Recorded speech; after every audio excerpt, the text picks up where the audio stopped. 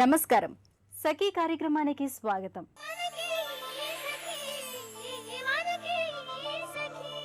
అసలు సెలవంటూ లేకుండా సంవత్సరం మొత్తం ఉద్యోగం చేస్తూ ఉంటే ఎలా ఉంటుందో ఊహించండి. అమ్మో, ఊహించడానికి కూడా కష్టంగా ఉంది కదూ. పోనీ వారానికి ఒక్కరోజు వచ్చే సెలవు కూడా లేకుండా ఆఫీసులు, పాఠశాలలు, కాలేజీలు ఉంటే ఎలా ఉంటుంది? పిచ్చెక్కడం ఒక్కటే తక్కువ అంటారు కదూ. అవునండి, మనిషికి పనితో పాటు విశ్రాంతి కూడా కావాలి. బాగా పనిచేసిన మనిషికి, అలసిపోయిన వ్యక్తికి కాస్తంత విశ్రాంతి లేదా ఆట విడుపు చాలా అవసరం. విశ్రాంతి, ఆట విడుపు లేకుండా పనిచేయడం అంటే ఎవరూ చేయలేరు. మన దేశంలో వారానికి ఒక రోజు మాత్రమే సెలవు. విదేశాల్లో అయితే వారానికి 2 రోజులు ఆట విడుపు ఉంటుంది. వారమంతా కష్టపడిన మనిషి రీఛార్జ్ కావాలంటే ఆ మాత్రం విశ్రాంతి కావాలి. సరే, ముందైతే ఈ కార్యక్రమం చూడండి. ఆ తర్వాత మరిన్ని సంగతులు తర్వాత మాట్లాడుకుందాం.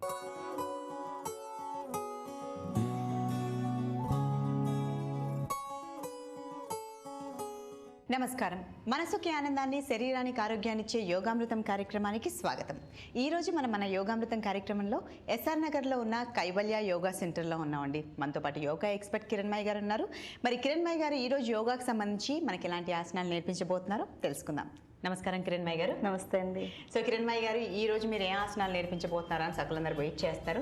మరి సకుల కోసం మీరు ఎలాంటి ఆసనాలని ఈ రోజు నేర్పించారు? ఇవాళ మనం ముద్రాస్ నేర్చుకుందామండి. ముద్రాస్, ఓకే. సో ముద్ర యోగం అంటాం. మామూలు ఆసనాలన్నీ మనం ఫిజికల్ బాడీతో చేస్తూ ఉంటాం, పోస్చర్స్. అవును. సో ఈ ముద్రాస్ అనేవి హ్యాండ్ జెస్చర్స్ మాట, చేతి వేళ్లతోటి చేసేవి. అండ్ ఆసనాలు అంటే కొంతమంది అస్సలు చేయలేని వాళ్ళకి ముద్రాస్ అనేవి కూడా చాలా హెల్ప్ అవుతాయి అనుకుంటా. ఈ ముద్రాస్ బాగా పనికొస్తాయి. అంటే వృద్ధులు ఉంటారు, లేకపోతే ఏదైనా ప్రాబ్లమ్స్ ఉంటూ ఉంటాయి, అలాంటి వాళ్ళకి ఇది చాలా బాగా ఉపయోగపడుతుంది. సో మాకు కూడా నేర్చుకోవాలంది. అసలు ఆ ముద్రలు ఏంటి, ఎలా ఉంటాయి అనేది. ఏంటి ఆ ముద్రలు? ఇవి 6 ముద్రలు అండి. జ్ఞాన ముద్ర, పృథ్వీ ముద్ర, ప్రాణముద్ర, అపాన ముద్ర, ధ్యాన ముద్ర, శూన్యవాయు ముద్ర. సో ఈ 6 కూడా మనం కంటిన్యూస్ గా చేయొచ్చు. లేదు అనుకుంటే నేను సమయం చెప్తూ ఉంటాను, దాని ప్రకారంగా చేయొచ్చు. ఎలాగన్నా చేయొచ్చండి. పడుకుని గాని, కూర్చుని గాని, టీవీ చూస్తూ, వాకింగ్ చేస్తూ, ఏది సమయం నిబంధన ఏమీ లేదు.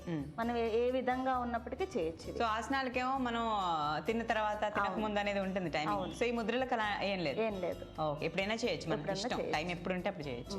ఎన్నిసార్లు కూడా చేయొచ్చా? ఈ ముద్రలు ఏ సమయంలో చేస్తే బాగుంటుంది అని చెప్తాను. ఆ సమయంలో కుదరని వాళ్ళు ఏ సమయంలో చేసుకోవచ్చు. ఇప్పుడు మనం జ్ఞాన ముద్ర చేద్దామండి. నిదానంగా చూపుడు వేలుని, బొటన వేలు మొదలని టచ్ చేయండి.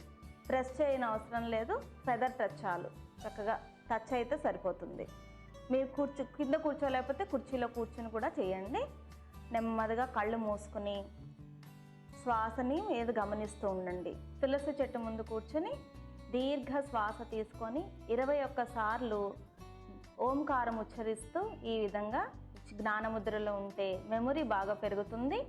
ఆక్సిజన్ బాగా శరీరానికి అంతటికి వెళుతూ కార్బన్ డైఆక్సైడ్, టాక్సిన్స్ అన్నీ బయటికి వెళ్ళిపోయి ఫ్రెష్గా అవుతుంది. నెమ్మదిగా చేతులు రిలీజ్ చేయండి, రిలాక్స్. ఇప్పుడు రెండవది పృథ్వీ ముద్ర. చూపుడు వేలు, మన యొక్క ఉంగరపు వేలుని బొటన వేలు మొదళ్ళు 2 కలపాలి. ఇది పృథ్వీ తత్వం. శరీరంలో ఏదైతే మ్యాటర్ ఉందో, మజిల్స్ కానీ, బోన్స్ కానీ, అదంతా పృథ్వీ తత్వం. ఆ పృథ్వీ తత్వాన్ని బ్యాలెన్స్ చేయడానికి పనికొస్తుంది. మీ యొక్క బొటన వేలు, ఉంగరపు వేలు చివర్లను కలపండి. ప్రెస్ చేయని అవసరం లేదు. 2 చేతులు ముందుకు తీసుకోండి. ఇది మీరు బ్రేక్ఫాస్ట్ చేసిన తర్వాత, లంచ్ మధ్యలో మీకు ఏ సమయంలో కుదిరితే ఆ సమయం 10 నిమిషాల నుంచి 15 నిమిషాలు, మినిమం 10 మినిట్స్ అండి ఉంచవచ్చు. మీరు దీన్ని టీవీ చూస్తూ చూడొచ్చు, లేకపోతే ఏదన్నా మ్యూజిక్ వింటూ, లేక శ్వాసతో పాటు కూడా చేయొచ్చు. ఈ పృథ్వీ ముద్రని ఒక 10 నిమిషాల సేపు ఉంచడానికి ప్రయత్నించండి. మూడవది అపాన ముద్ర. మీ యొక్క బొటన వేలుకి మధ్య వేలుని, ఉంగరపు వేలుని టచ్ చేసేయాలి, చివర్లని. నెమ్మదిగా మధ్య వేలు, ఉంగరపు వేలు చివరలకి బొటన వేలు చివరని టచ్ చేసి ఉంచండి. అపాన ముద్ర. మనకు పంచ ప్రాణాల్లో అపాన ప్రాణము చాలా కిందకి జరిగే ఫోర్స్ మాట. అందువలన డైజెషన్ బాగా జరగడానికి అండ్ డయాబెటీస్కి ఇది చాలా చాలా బాగా పనిచేస్తుంది. ప్రాణశక్తిని ఫీల్ అవ్వడానికి ప్రయత్నించండి మీ వేళ్ల గుండా. 4వది ప్రాణముద్ర. మీ యొక్క బొటన వేలు చివరికి ఉంగరపు వేలుని చిటికెన వేలని టచ్ చేయాలి. ఇది ప్రాణముద్ర అంటాం. సో పంచ ప్రాణాల్లో ప్రాణము అనేది ఒక ప్రాణము. ఈ యొక్క ప్రాణముద్రతోటి నిస్సత్తువ ఎక్కువ ఎవరికైతే శరీరంలో మనసు ఓపిక ఉండదో, చేయాలని ఉండి కూడా శరీరం సహకరించదు, అటువంటి వాళ్ళకి అండ్ ప్రతి ముద్ర తర్వాత కూడా అంటే కొన్ని థెరపాటిక్ ముద్రాస్ ఉంటాయి, అటువంటి ముద్రల తర్వాత ఇది చేస్తే బాగా ప్రాణశక్తి ఎక్కడ బ్లాకేజెస్ లేకుండా ప్రవహించడానికి బాగా ఉపయోగపడుతుంది. మీ యొక్క ఉంగరపు వేలుని, చిటికిన వేలుని, బొటన వేలుని 3 చివర్లను కలపండి. నెమ్మదిగా ఈ ప్రాణముద్రలో 10 నుంచి 15 సెకండ్లు ఉండడానికి ప్రయత్నించండి. ఇది మధ్యాహ్నం సమయంలో చేయొచ్చు. నిదానంగా ముద్ర తీసేసేయండి. రిలాక్స్. ఇప్పుడు 5వదైన ధ్యాన ముద్ర చేద్దాం. చూపుడు వేలు, బొటన వేలుని తీసుకున్నాం. సో ఈ రెండిటిని ఎడమ అరచేతిలో కుడి అరచేతిని మీ వడిలో కానీ నాభికి దగ్గరగా ఉంచి నడుము తల నిటారుగా ఉంచి ఈ ధ్యాన ముద్రలో ఉండండి. 2 చూపుడు వేళ్ళని, బొటన వేలుని కలపండి 2 చేతులది. ఎడమ అరచేతిలో కుడి అరచేతిని ఉంచండి. కళ్ళు మూసుకొని మీ వడిలో ఉంచేసేయండి. చేతులు విశ్రాంతి స్థితిలో నాభికి దగ్గరగా. ముద్ర రిలీజ్ చేయండి. రిలాక్స్. మనకి ఎమోషన్స్ అన్నీ కూడా సెన్సిటివిటీ ఉంటుందండి, సున్నితత్వం ఉంటుంది. ఇది ఎక్కువైనా తక్కువైనా మనకు కష్టం. దీన్ని సమతుల్యంగా ఉంచడానికి ధ్యాన ముద్ర బాగా ఉపయోగపడుతుంది. ఇక చివరిది 6వది అయిన శూన్య వాయు ముద్ర. మన యొక్క చూపుడు వేలు మధ్య వేలుని చివరని బొటన వేలు మొదట్లో ఉంచాలి. దానిపైన బొటన వేలుని పెట్టాలి. ఇది బెడ్ టైంలో చేస్తే ఆహారం తినేసాక డిన్నర్ తర్వాత పడుకునే సమయంలో చేసి ఈ ఒక 10 నిమిషాల తర్వాత పడుకుంటే ఈ గ్యాస్ట్రిక్ ప్రాబ్లమ్స్ అన్నీ ఉండకుండా, ఇండైజెషన్, ఎక్కువగా హార్ట్ ప్రాబ్లమ్స్ కానీ హార్ట్ అటాక్స్ ఇవన్నీ కూడా మిడ్ నైట్ వస్తూ ఉంటాయి, అంటే తెల్లవారుజామున. ఎందుకు అంటే ఆహారం ఎక్కువ అయిపోయినప్పుడు అది సరిగా అరగక గ్యాసెస్ ఫామ్ అయిపోయి అది పైకి తంటూ ప్రెషర్ బాగా పెరిగి హార్ట్ అటాక్ వచ్చే ఛాన్సెస్ ఎక్కువగా ఉంటాయి. సో అటువంటి వాళ్ళందరూ కూడా ఇండైజెషన్ ఉన్న, మలబద్ధకం ఉంటే రాత్రి భోజనం తర్వాత ఇది ఒక 10 నుంచి 15 నిమిషాలు పెట్టి తర్వాత నిద్రపోతే అన్ని ఎయిల్మెంట్స్ కూడా తగ్గిపోతాయి. శూన్య వాయు ముద్రతోటి అంటే శూన్యము, ఆకాశము, వాయువు ఈ రెండు కూడా ఎక్కడైతే బ్లాక్ అయిపోతుందో అక్కడ మనకి ప్రాబ్లం అనేది స్టార్ట్ అవుతుంది. సో ఇవంతా కూడా చక్కగా ప్రవహించాలి ప్రాణం అంతా కూడా. అందువలన నెమ్మదిగా చూపుడు వేలు, మధ్య వేలు, బొటన వేలు మొదట్లో ఉంచండి. దానిపైన బొటన వేలుని ప్రెస్ చేయండి. మిగిలిన 2 వేళ్ళు తిన్నగా ఉండాలి. ఈ ముద్ర వలన ఆర్థరైటిస్ ప్రాబ్లం కూడా చాలా మంచిదండి. అన్ని జాయింట్స్ అన్నీ కూడా ఎక్కడ బ్లాక్ లేకుండా, వాతం అంటూ ఉంటారు, కీళ్ళ నొప్పులు ఎక్కువగా వాతం వలన వస్తుంటాయి, ఇవన్నీ కూడా క్లియర్ అయిపోతాయి. ఓకేనా? సో మొదటిది జ్ఞానముద్ర, తర్వాతది పృథ్వీ ముద్ర, తర్వాతది అపాన ముద్ర, తర్వాత ప్రాణముద్ర, తర్వాత ధ్యాన ముద్ర, ఆఖరణ శూన్యవాయు ముద్ర. ఇవన్నీ కూడా సమయానుకూలంగా చేయండి. లేకపోతే మీరు ఏ టైంలో కుదిరితే ఆ టైం మధ్యన ఒక 1/2 నిమిషం అన్నా వ్యవధిస్తూ చేయండి. ఓకే. సో ఈరోజు 6 ముద్రలు, చాలా ఇంట్రెస్టింగ్ ముద్రలు మాకు నేర్పించారు. చాలా బాగున్నాయి. చేస్తుంటే మనసు ప్రశాంతంగా అనిపిస్తుంది ఇప్పుడు ఈ ముద్రలు చేసిన తర్వాత. వెరీ నైస్ అండి. ఇలాంటి ఇంట్రెస్టింగ్ ముద్రల్ని ఈరోజు మా సకలందరికీ నేర్పించినందుకు ధన్యవాదాలండి. నమస్తే. సకలు, భారతదేశంలో ఉన్నన్ని పండుగలు, ఆచారాలు, సాంప్రదాయాలు మరెక్కడా కనిపించవు.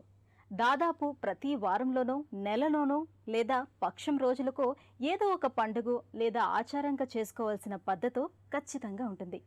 ఇవన్నీ మన పెద్దలు ఎందుకు పెట్టారో తెలుసా? జీవితం బోరు కొట్టకుండా సాగటానికే. అందుకే చూడండి, మన దేశంలో ఎంత పెద్ద ఉద్యోగం చేస్తున్నా, ఎంత పెద్ద కంపెనీకి CEO అయినా పండుగ వస్తే ఇంట్లో ఉండాల్సిందే. ఇంట్లో పూజ ఉంటే పంచకట్ట కట్టుకొని ఉద్యోగ జీవితానికి భిన్నంగా ఉండి తీరాల్సిందే. పండుగ రోజుల్లో ఉద్యోగం, హోదాతో సంబంధం లేకుండా గుడికి వెళ్ళి దేవుని నిదర్శనం చేసుకొని చాలా ప్రశాంతంగా గడుపుతారు. సరే, మీకోసం ముందైతే ఒక కార్యక్రమం వస్తుంది, చూసేయండి.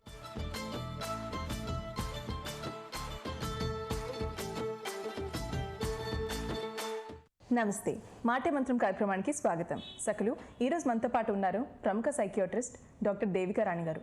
సకల రాశి సమస్యలకు చక్కని సలహాలు సూచనలు అందిస్తున్నారు. మరికొన్ని విషయాలు వారిని అడిగి తెలుసుకుందాం. నమస్తే దేవికరణ్ గారు. నమస్కారం. ఎలా ఉన్నారండి? బాగున్నాను. సో ఎప్పటిలాగే ఒకసారి లెటర్ రాశారు, చదవమంటారా? ఓకే. నా పేరు లాస్య. నాకు 2 పిల్లలు ఇంటర్ చదువుతున్నారు. నేను ఒక స్కూల్లో వర్క్ చేస్తున్నాను. మా వారు మార్కెటింగ్ జాబ్ చేస్తారు. మా ఇంట్లో ప్రశాంతత వాతావరణం ఎప్పుడూ ఉండదు. మా వారు పిల్లలు ఎప్పుడూ టీవీ రిమోట్ కోసం, హోంవర్క్ అని, క్లీన్లీనెస్ కోసం, చిన్న చిన్న విషయాల కోసం కొట్టుకుంటూ ఉంటారు. మా వారికి షార్ట్ టెంపర్, ఫ్రస్ట్రేషన్ బాగా ఎక్కువ.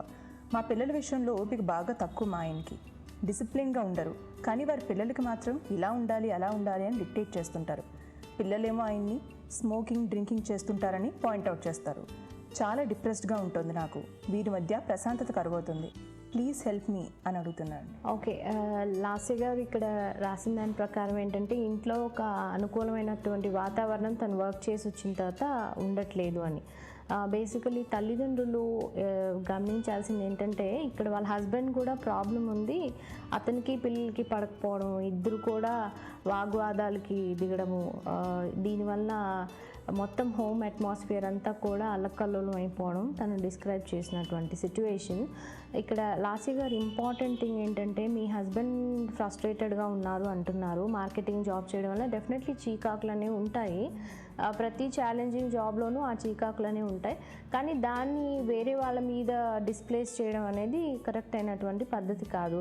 మీరు డిస్క్రైబ్ చేసినటువంటి వాతావరణాన్ని చూస్తే మాత్రం ఖచ్చితంగా మీరు వెంటనే అట్లీస్ట్ మీరు మీ హస్బెండ్ కలిసి ఎవరైనా దగ్గరలో ఉన్నటువంటి కౌన్సిలర్ దగ్గరికి వెళ్తే ఏంటంటే ఫస్ట్ ఆయన ఆలోచన విధానం, దృక్పథము అండ్ యాటిట్యూడ్ టువర్డ్స్ వాళ్ళ పిల్లల మీద, మీ పిల్లల మీద అనేది మారాల్సిన అవసరం ఉంది. ఎందుకంటే డిక్టేట్ చేసినప్పుడల్లా, ఫాల్ట్ ఫైండింగ్ చేసినప్పుడల్లా పిల్లలు కూడా ఏంటంటే వాళ్ళ లోపాలని వెతకడం అనేది మనమే నేర్పించడం అవుతుంది ఇక్కడ. సో మనం వాళ్ళకి ఒక రోల్ మోడల్గా వ్యవహరించాల్సిన పరిస్థితిలో ఏంటంటే మనము శ్రీరంగ నీతులు చెప్పి మీరు పాటించాలి, కానీ ఈయన పాటించకపోవడం మీరు చెప్పినటువంటి పరిస్థితి అది కనిపిస్తుంది. సో ఎప్పుడు కూడా పేరెంట్స్ ఏంటంటే మీరు న్యూట్రల్గా వ్యవహరించే పరిస్థితులు, అంటే ఇద్దరిని కూడా ఒక చెల్లార్చి ప్రశాంతత నెలకొల్పాలన్న పరిస్థితిలో మీరు ఫ్రస్ట్రేట్ అయిపోవడం జరుగుతుంది ఇక్కడ. సో దీనికి ఒక సమస్యకి ఒక సొల్యూషన్ కావాలంటే మాత్రం ఫస్ట్ పిల్లలు దారిలోకి రావాలి అంటే పేరెంట్స్ ఇద్దరు కూడా ఒకటే మాట మీద ఉండాల్సిన అవసరం ఉంది. అట్ ద సేమ్ టైం పిల్లలు కూడా ఒకసారి మనం మారిన తర్వాత మన మార్పుని పిల్లలు కూడా గమనిస్తూ ఉంటారు. ఎక్కువగా పిల్లలు చూసి ఆచరణ రూపంలో నేర్చుకునే విషయాలు ఎక్కువగా ఉంటాయి. వాళ్ళతో పేషెన్స్గా వ్యవహరించాల్సిన అవసరం కూడా ఉంటుంది. సో లేదు అన్న పక్షంలోని మనం ఇంకేమైనా టెక్నిక్స్ అవలంబించుకోవాలా అన్నది కూడా మనము చూడాల్సిన అవసరం ఉంది. ఎస్పెషల్లీ మీరు చెప్పిన అడాలసెంట్ పిల్లల్లో ఏంటంటే ముఖ్యమైనటువంటి ప్రాబ్లం, వాళ్ళు rebellious nature already by default వచ్చే అవకాశం ఉంటుంది. అండ్ ప్రతిదానికి కూడా ఒక ఇండివిజువాలిటీ, వాళ్ళ ఇండిపెండెంట్ థింకింగ్ ఉన్నప్పుడు ఏంటంటే మనం అది అవుట్రైట్లీ డినై చేయకుండా, ఖండించకుండా వాళ్ళ దారిలో వెళ్ళి ఎందుకు చెప్తున్నారు లాజికల్గా చెప్పాల్సిన అవసరం ఉంది. సో మీ హస్బెండ్ ఆ విషయంలో ఫెయిల్ అయితే, అంటే లేదు నువ్వేం చెప్తే తప్పు, నేను చెప్పిందే చేయాలి అన్న ధోరణి అప్పుడు ఏంటంటే ఇంకా మనం వాళ్ళ రెబెలియస్ నేచర్ని స్ట్రెంగ్తెన్ చేస్తున్నాం ఇలాంటి నెగేటింగ్ బిహేవియర్స్ ద్వారా. సో పిల్లల సైడ్ నుంచి ఆలోచిస్తే వాళ్ళ ఫాదర్కి ఏంటంటే డిసిప్లిన్ సరిగ్గా లేదు, అండ్ ఏంటంటే షార్ట్ టెంపర్ ఎక్కువగా ఉంది, ఫ్రస్ట్రేట్ అవుతూ ఉంటారు. సో ఆ ఇంపాక్ట్ పిల్లల మీద ఏమైనా పడుతుందా, వాళ్ళ కెరీర్లో కానీ వాళ్ళ బిహేవియర్లో కానీ? ఖచ్చితంగా పిల్లల మీద, ఎందుకంటే ఇందాక చెప్పినట్టుగా రోల్ మోడల్ వాళ్ళకి ఏంటంటే ప్రథమంగా తల్లిదండ్రులు, తర్వాత టీచర్స్, తర్వాత ఇంకెవరైనా సెలబ్రిటీస్ ఎవరు చేయదన్న అనుకరణ అనేది వాళ్ళు ఈజీగా చేస్తూ ఉంటారు. సో యుక్త వయసులో వాళ్ళకి ఏంటంటే ప్రాపర్ గైడెన్స్ చేసేటువంటి వ్యక్తి కావాలి. దానికి ఒకటి రెస్పెక్ట్ అనేది అవసరం. సో రెస్పెక్ట్ వచ్చేది కూడా ఏంటంటే వాళ్ళు అభిమానించే విధంగా ఉండాలి. సో అభిమానించే విధంగా అంటే వాళ్ళు ఏం చెప్పినా కూడా చేయడానికి సిద్ధంగా ఉండాలంటే ఆ గౌరవం అనేది మనం సంపాదించుకోవాల్సిన అవసరం ఉంది.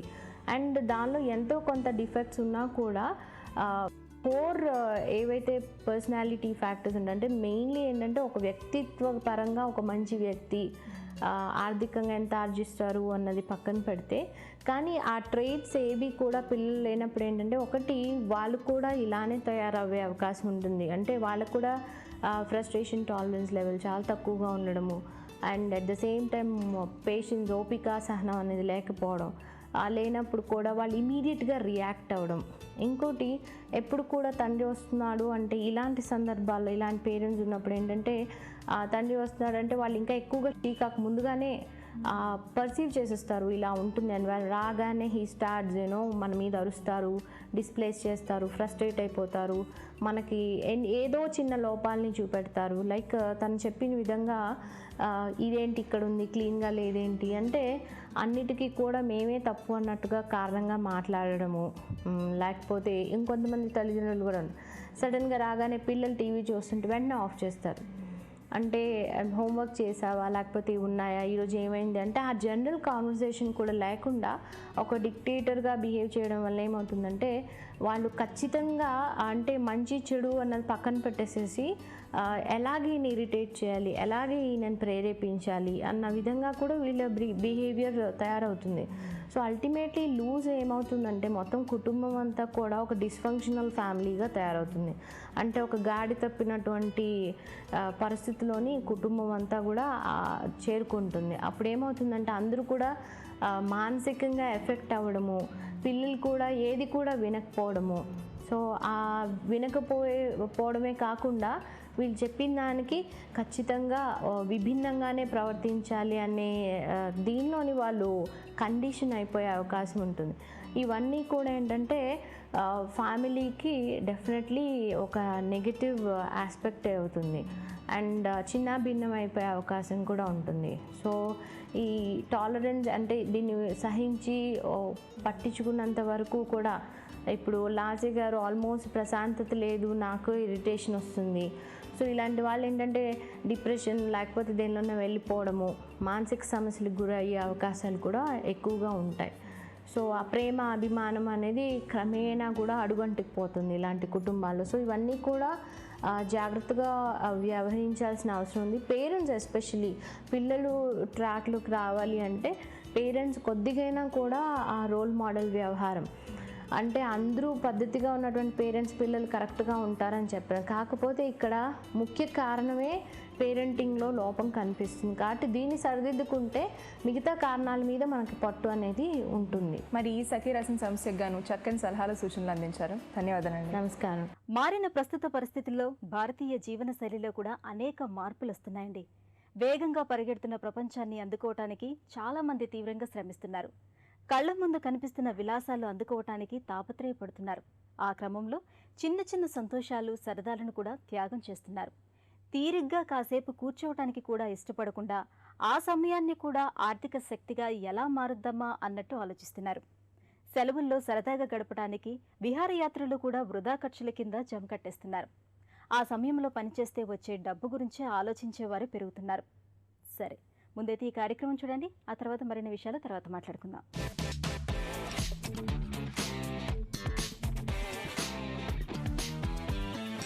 నమస్కారం. వంటల సందడి కార్యక్రమానికి స్వాగతం. మనతో పాటు మానస ఉంది. సో మానస ఈరోజు స్పెషల్గా మన అందరి కోసం ఒక స్పెషల్ రెసిపీ చేయబోతుంది. మరి అదేంటో తనని అడిగి తెలుసుకుందాం. హాయ్ మానస. హాయ్. ఎక్కడి నుంచి వచ్చావు? సనత్ నగర్ నుంచి సనత్ నగర్ నుంచి. సో ఏం చేస్తున్నావు ఇప్పుడు degree final year. Degree final year. So వంటలు చేయడం అంటే అంత ఇష్టమా? ఇంట్రెస్ట్ వచ్చినప్పుడు ఇంట్లో చేస్తాను, రెసిపీస్ ట్రై చేస్తాను. రెసిపీస్ ట్రై చేస్తూ ఉంటావు? డిఫరెంట్ చూస్తూ ఉంటాను. హాలిడేస్ వచ్చినప్పుడు చూస్తాను. హాలిడేస్ వచ్చినప్పుడు చూసి ప్రయోగిస్తూ ఉంటా ఇంట్లో వాళ్ళ మీద. సో మరి ఇప్పుడు మా కోసం ఏం చేయబోతున్నావు? Bread uttapam. Bread uttapam. Okay, uttapam తెలిసిందే. సో బ్రెడ్ ఉత్తప్పం కొంచెం స్పెషల్. సో మరి దీనికి కావాల్సిన పదార్థాలు ఏంటో చెప్తావా? చెప్తా. మైదా పిండి, బ్రెడ్ స్లైసెస్, బొంబాయి రవ్వ, కర్డ్, ఉల్లిపాయలు, ఆయిల్, కొత్తిమీర, కరివేపాకు, మిర్చి, salt, tomato, carrot, capsicum, tomato sauce, chilli sauce. Okay Manasa, మరి కావాల్సిన పదార్థాలు అయితే చెప్పేసావు. మరి ప్రాసెస్ కూడా స్టార్ట్ చేద్దామా? ముందుగా ఏం చేయాలి?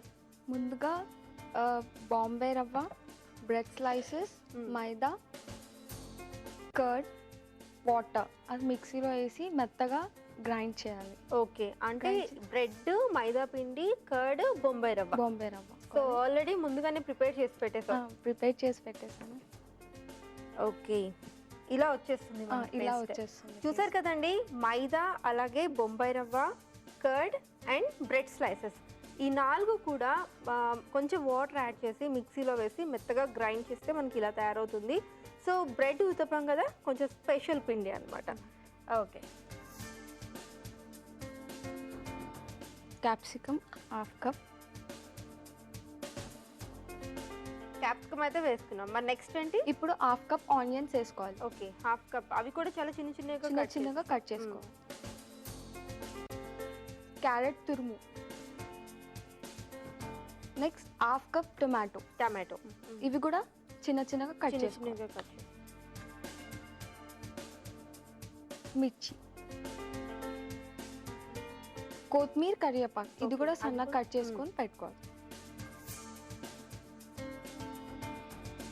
సాల్ట్ కొంచెం. క్యాప్సికమ్, క్యారెట్, ఆనియన్స్, టమాటో, పచ్చిమిర్చి, సో ఇన్ని రకాలు వేసుకున్నాం కదా. సో అన్ని ఫ్లేవర్స్ కూడా అసలు చూస్తుంటేనే నోరు ఊడిపోతుంది, కలర్ఫుల్గా ఉంటుంది. ఇప్పుడు మిక్స్ చేయాలి బాగా. ఓకే,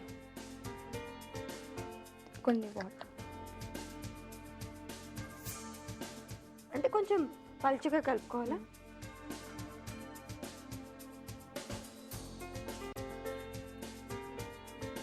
సో మనం బ్రెడ్ ఉతప్పానికి అయితే మిశ్రమం అయితే రెడీ అయిపోయింది పిండి. సో మరి నెక్స్ట్ ప్రాసెస్ ఏంటి? మనం నెక్స్ట్ ప్రాసెస్ స్టవ్ ఆన్ చేసి పాన్. ఓకే, పాన్ పెట్టుకుందాం.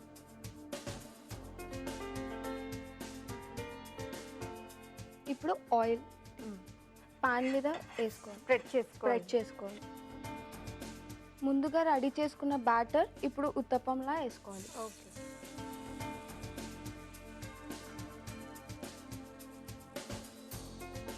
చుట్టూగా ఆయిల్ వేయాలి.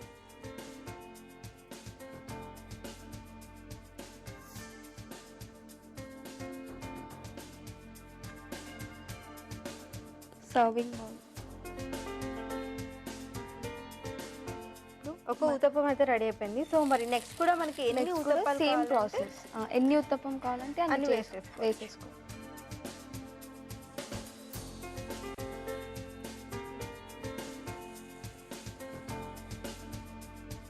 ఫస్ట్ అయితే మనం పాన్ మీద కొంచెం ఆయిల్ స్ప్రెడ్ చేసుకొని ఊతప్పం వేయాలి, ఎందుకంటే తిప్పేటప్పుడు అది విరిగిపోకుండా నీట్గా వస్తుంది అనమాట. అలాగే కొంచెం ఊతప్పం వేసిన తర్వాత మళ్ళీ దాని చుట్టూ కూడా ఆయిల్ వేసుకోవాలి. సో ఆయిల్ ఎక్కువ తినని వాళ్ళు కొంచెం తక్కువ లైట్గా. ఇప్పుడు టర్న్ చేసుకో.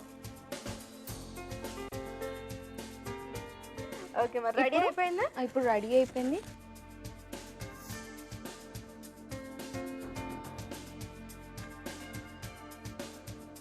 ఇప్పుడు గార్నిషింగ్ కోసం టొమాటో సాస్, చిల్లీ సాస్. ఇందు బ్రెడ్ ఉత్తప్పం రెడీ అయిపోయింది. ఇప్పుడు టేస్ట్ చేసి ఎలా ఉందో చెప్పండి. తప్పకుండా. చూసారు కదా, చాలా special tiffin item bread uttapam ready అయిపోయింది కదా. మరి దీన్ని టేస్ట్ చేసే ముందు దీనికి కావాల్సిన పదార్థాలు అలాగే తయారు చేసే విధానం మరొకసారి చూద్దాం. బ్రెడ్ ఉత్తప్పంకి కావలసిన పదార్థాలు: బ్రెడ్, టమాటో, ఆనియన్స్, క్యారెట్ తురుము, క్యాప్సికమ్, పచ్చిమిర్చి, tomato sauce, chilli sauce, oil, Bombay రవ్వ, పెరుగు, మైదా, కొత్తిమీర, కరివేపాకు. బ్రెడ్ ఉత్తప్పం తయారీ విధానం: ముందుగా బ్రెడ్, మైదా పిండి, బొంబాయి రవ్వ, పెరుగు, కొద్దిగా వాటర్ ఇవన్నీ ఒక మిక్సీ జార్ లో వేసి మెత్తగా పేస్ట్ లాగా చేసుకొని ఒక బౌల్లోకి తీసుకోవాలి. అందులో సన్నగా తరిగిన క్యాప్సికమ్, ఆనియన్స్, క్యారెట్ తురుము, పచ్చిమిర్చి తురుము, కొద్దిగా ఉప్పు వేసి బాగా కలుపుకోవాలి. ఇప్పుడు స్టవ్ ఆన్ చేసి పెనం పెట్టి వేడైన తర్వాత ఆయిల్ వేసి స్ప్రెడ్ చేయాలి. దాని మీద కలిపిన మిశ్రమాన్ని వేయాలి. మళ్ళీ ఆయిల్ వేసి రెండు వైపులా బాగా దోరగా కాల్చుకొని సర్వింగ్ ప్లేట్ లోకి తీసుకోవాలి. చిల్లీ సాస్, టమాటా సాస్ తో గార్నిష్ చేసి సర్వ్ చేసుకున్నట్లయితే ఎంతో tasty bread uttapam ready. Bread ఉత్తప్పంకి కావాల్సిన పదార్థాలు అలాగే తయారు చేసే విధానాన్ని చూసారు కదా. మరి ఇప్పుడు టేస్ట్ ఎలా ఉందో చూద్దాం.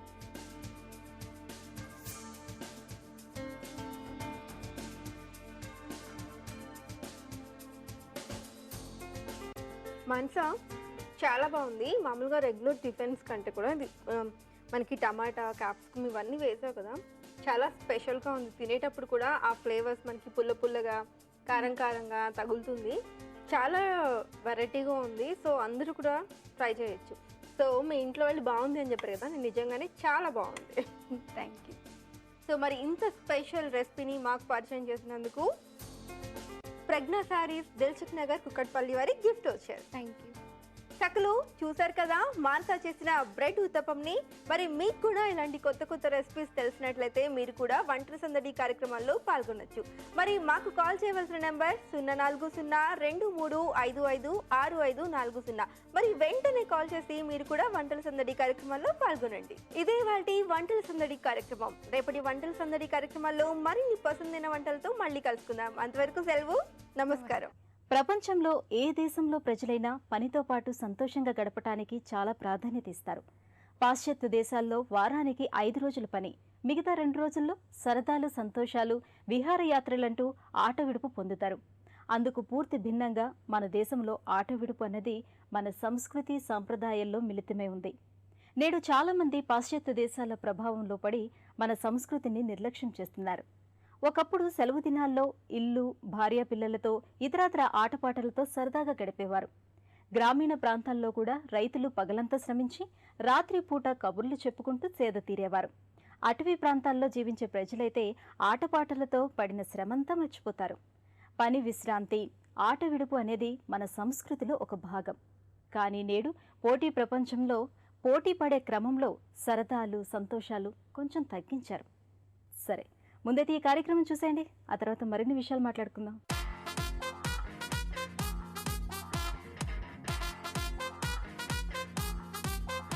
నమస్కారం.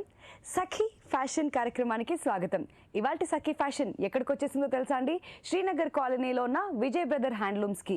మరి మార్కెట్లోకి వచ్చిన లేటెస్ట్ కలెక్షన్స్ని మనకు పరిచయం చేయడానికి మనతో పాటు మాధురి గారు ఉన్నారు. మరి ఆ కలెక్షన్స్ ఏంటో చూసేద్దామా? నమస్కారం మాధురి గారు. నమస్కారం. ఎలా ఉన్నారు? బాగున్నాను.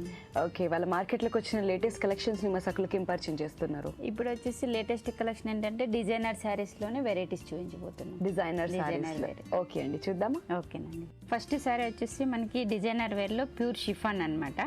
ప్యూర్ షిఫాన్లో మనకి ఇది విత్ మిర్రర్ వర్క్ వస్తుంది అనమాట. శారీ మొత్తం చూసినట్లయితే మనకి ఆరెంజ్ కలర్ వస్తుంది, గోల్డ్ స్పాట్ కలరు. ఇందులో బార్డర్ చూసినట్లయితే మనకి 2 కలర్ వేరియేషన్ తోటి మనకి బార్డర్ని ఇస్తారు. చిన్న రా సిల్క్ తోటి పింక్ కలర్ పైపింగ్ ఉంటుంది. నెక్స్ట్ వచ్చేసి ఒక అవుట్లైన్ లాగా చిన్న బార్డర్తో గోల్డ్ కలర్ ఉంటుంది. దీనిపైన ఒక లీఫ్ డిజైన్ పింక్ పైన గోల్డ్ కలర్ థ్రెడ్ తోటి వర్క్ ఉంటుంది అనమాట. అదేవిధంగా మనకి పైన ఏదైతే పైపింగ్ ఇచ్చాడో అదే పైపింగ్ ఇక్కడ మనకి బార్డర్కి అటు సైడ్ కూడా వస్తుంది. ఇది బార్డర్ వచ్చేసి మనకి శారీ బార్డరు. త్రూఅవుట్ శారీ మొత్తం మనకి ఫుల్ శారీ ఫుల్ మిర్రర్స్, ఇంతే లెంత్లో మనకి ఫుల్ మిర్రర్ వస్తుంది శారీ మొత్తం. ఓకే, సో ఇది వచ్చేసి మనకి బాడీలో ఫుల్ మిర్రర్, మనకి ఫిల్ స్పాట్ వచ్చేప్పటికి మనకి హాఫ్ డిజైన్ తోటి మిర్రర్ వచ్చిందన్నమాట. ఇలా వస్తాయి అనమాట. ఓకే ఓకే, మరి దీని బార్డర్స్ కూడా పైన మనకి ఏదైతే బార్డర్ ఉందో అదే బార్డర్ మనకి కంటిన్యూగా కింద బార్డర్ కూడా వస్తుంది. అంటే పైపింగ్ వస్తుంది విత్ గోల్డ్ బార్డర్ ప్లస్ వచ్చేసి కొంచెం లీఫ్ డిజైన్ లాగా ఒక వర్క్ బార్డర్ వస్తుంది. మరి దీని బ్లౌజ్ ఎలా ఇచ్చారండి? దీని బ్లౌజ్ వచ్చి సెమీ స్టిచ్ ఇలా ఇస్తారు అనమాట, రెడీమేడ్ లాగా. ఓకే, సో దీనికి రెడీమేడ్ ఇచ్చేసారు బ్లౌజ్, మళ్ళీ స్టిచ్చింగ్ అంతా ఏం చేసుకోవడానికి అంటే వాళ్ళ సైజుని బట్టి వస్తుందండి. అంటే ఇది ఫ్రీ సైజ్ కన్నట్టు ఇస్తారు, మనం సైజుని బట్టి కొంచెం ఆల్టరేషన్ చేసుకోవాల్సి వస్తుంది. ఓకే, పింక్ కలర్ పైన మనకి orange colour thread work plus beads plus kundans తోటి మనకి ఫుల్ ఆల్ ఓవర్ మొత్తం వర్క్ వచ్చేస్తుంది. ఓకే, బ్యాక్ సైడ్ మొత్తం. ఓకే, మిర్రర్ వర్క్ యూజ్ చేసిన పర్పుల్ ఏదైతే ఉందో దానికి బేస్ చేసుకొని ఇది ఈ ఆరెంజ్ పైన వర్క్ ఇచ్చారు అనమాట. స్టోన్ వర్క్ ఇచ్చారు మొత్తం ఇదంతా కూడా. Okay, so front and back front వచ్చేసి మనకి ఈ విధంగా ప్లెయిన్ వస్తుంది. ఓకే, ప్లెయిన్ వస్తుంది అనమాట. ప్లెయిన్ హ్యాండ్స్ చూసినట్లయితే మనకి నెట్టెడ్ హ్యాండ్స్, నెట్ హ్యాండ్స్ పైన మనకి సేమ్ ఆరెంజ్ కలర్ తోటి థ్రెడ్ వర్క్ వస్తుంది.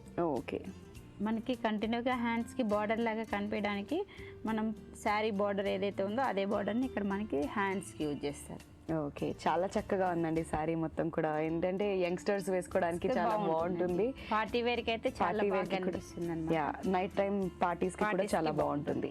మరి ఈ శారీ ప్రైస్ ఎంత ఉంది మాధురి గారు? శారీ ప్రైస్ వచ్చి 3800 పడుతుందండి. చాలా బాగుందండి ఈ శారీ. సో నెక్స్ట్ శారీ చూపిస్తాం. ఓకేనండి.